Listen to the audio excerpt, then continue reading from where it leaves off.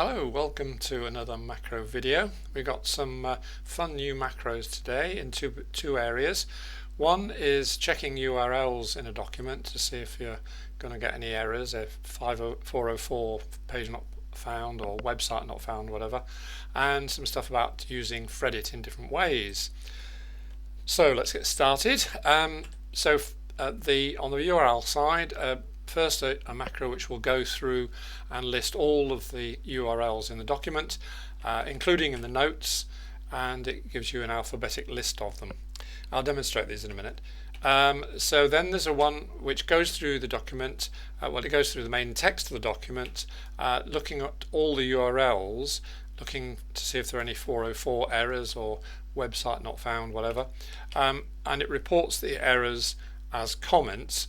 It can't do that in the notes, and therefore that's just for the main body of the text. So once you've got those suspect URLs, you can actually check the actual pages by launching them to a browser, and you can launch a set at a time, however many you want. So you can actually see whether they're going to be an actual error or a phantom error, in which case we know what to do in terms of reporting back to the client. So let's have a look at a document that will be suitable to give us some URLs.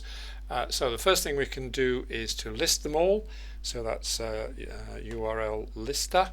Run that, quite quick, just gives you a load of an alphabetic list of the URLs. And the next one is to actually check them. So it goes through one by one, and here it's reporting some 404s, and where it says this might need checking, it's where the macro kind of suspects that the website is not responding at all. In other words, it doesn't exist, but I can't be certain from the response I get, so it's just recorded as it might need checking. So having gone through and checking them all, it then gives you a list of the different sites that will need actually launching and checking. So it's found 12 of them. Okay, so we can then launch these. So click in the first one, because this macro goes through however many you want it to. So the URL list launcher, off it goes. So let's have 7. Let's do the first 7. Okay, so it says that one doesn't exist or is private. 404s here. Now that one looks okay, and that looks a bit funny. Well, that might be alright. So you look through and you make your decisions on that. So suppose I wanted to check this CMS one, so I can click in that and I can run find same place, which is another macro which is very useful in this, because it will jump from that URL in the list straight to the URL where it occurs in the document. Okay, and yeah, we've done that. And find same place I mentioned, which is a useful add-on.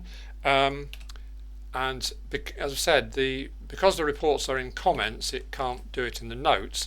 So what I've done is to provide a little macro which will grab all the text in the notes, footnotes or endnotes, put them in a new file, and then you can do the same thing on those. But the other approach is I listed all of the URLs in the whole document with the first macro. I can then use URL list launcher on that original list, so it's actually launching all of the different URLs in the whole of the document. That's just another way of doing it. Okay, so move on to FRedit. We've got you may or may not know that FRedit itself can work on selected texts, or you select some text and run FRedit. So if I show you that, here's my FRedit list in my switch list. It's a very simple one which just does something with the ease, so you can see what's happened. It's actually done something. So if I have some text that's selected, then I just run FRedit, it says, do you want to work on the selected text only? So I say yes. So it works on the selected text there and not on the whole document, and makes the changes I've asked for there. Okay, so then what I then thought, well, hang on, it might be quite useful to be able to control that, and if I'm doing a lot of text where I might want to run FRedit on something, so I might want to run it on a given paragraph. So if I click in the paragraph, I then want to run FRedit local. So if I try running that, then it says, do you want to work on the selected text, and it does that that text only. So let's just oops, do that. But that if you get that message, do you want to go and work on the selected text, if that's a bit of a nuisance, then you can actually go into the FRedit macro, and the first line here is prompt for selected text equals true. Well, if we make that false, it will not. Why can't it do that? Okay, let's just pause. So we can delete that apostrophe and make that false. So this time when we try it on this paragraph, we run local, it doesn't actually ask us, do you want to work on the selected text? So that's fine, we can do that. Then what I then thought, well, hang on a minute, in the work I'm doing, I'm writing articles and I'm picking up text from various places and pasting them in, and I may want to format that which I have just pasted in. So it's Christian articles, so I'm perhaps copying something from a Bible text and want to put it into my document. And it might need formatting in some way. Fine. So we've got, what have we got?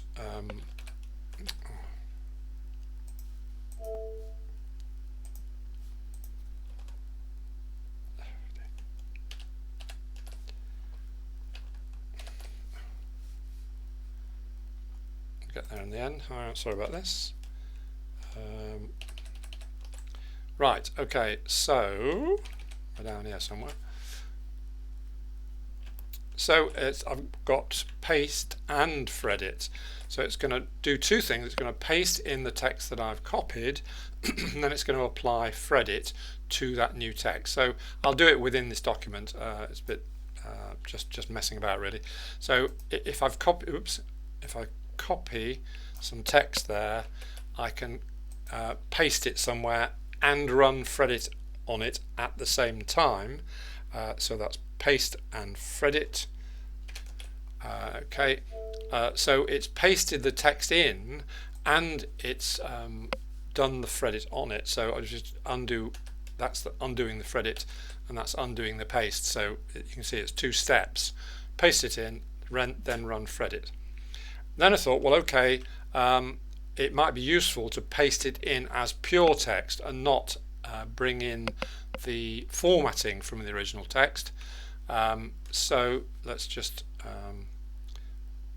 try that. So if I run paste as pure text, then this time it pastes it in as pure text and it doesn't bring in the formatting with it, and then it runs FRedit on it. Okay, so that's that one done. We're nearly there. We've added a new feature to FRedit which someone requested, and it's actually the same person who requested the do macros or do macro facility of FRedit. He wants to use it to add styles to the document, and I've done that, but I've also done it the other way around, to go from tagging to styling, as well as from styling to tagging. You'll see what I mean when I show you. Okay, so we've got this. The format of it is actually looks a bit complicated, but what this one is saying, do something with styling. Okay, do what? Wherever you find an A tag, make that paragraph heading 1. If you find a B tag, make it heading 2. Okay, so let's see that happen. So we need that in our FRedit list. So if I copy that, and put that over into my FRedit list. There we go. Just expand it a bit so you can see it. Get rid of the ribbon. Right, so let's put a hash in there so it doesn't do the E's as well. So it'll do those two items in the FRedit list and then stop. So let's have some text to do it on. Let's have some text, which is this one. Okay, so suppose I want this heading to be an A. Suppose that's got A's in it, and then some other ones might have B's in. I mean, it doesn't matter what A's and B's or angle brackets or square brackets or \A, whatever your tagging happens to be, you put that tagging into the FRedit list there. Okay, so let's try it and see what happens, see if it works, fingers crossed. Yep, okay, so the A1 has now got a heading 1 style, and the B1 has got heading B. Okay, so we can do it now the other way around. If we get our thingamajig back, here we go. Let's do it the other way, reverse functionality. So we want these two, it's going to go back the other way. So if I put that into my FRedit list instead of that, there we go. So that's those two. So it's going, so it will look for a heading 1 and turn it into an A. And will add an A tag. It finds heading 2, it will add a B tag. So let's try that. So so let's get rid of the A's and B tags, because otherwise you won't see what's happening. So those are A's and B's. So if I now run FRedit with this FRedit list, and there you go. Okay, so it's added an A to that, and actually there were some the B headings here, look, so that they've now got B's on them as well. Yeah, okay, so that's that latest item, and I think that's about all we've got. Yes, it is. That's it for now. Okay, thanks for watching. Bit scrambled, but never mind, we got there in the end. Thanks for watching. Bye now.